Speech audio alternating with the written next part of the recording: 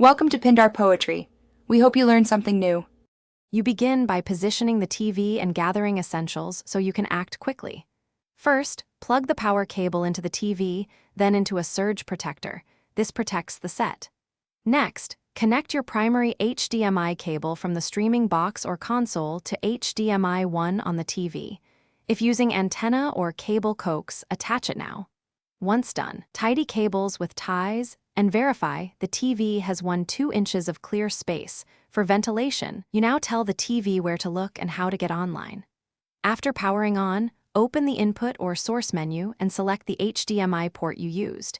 This instantly routes the video signal.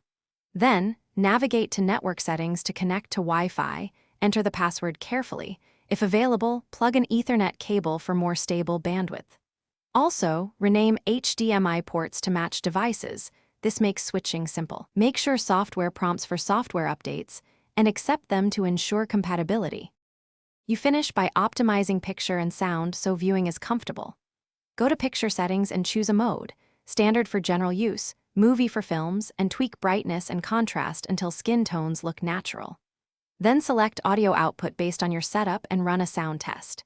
If the screen shows no signal, check that the TV input matches the connected port, reset the HDMI cable, try a different cable or port, and reboot both devices. This solves most connection issues.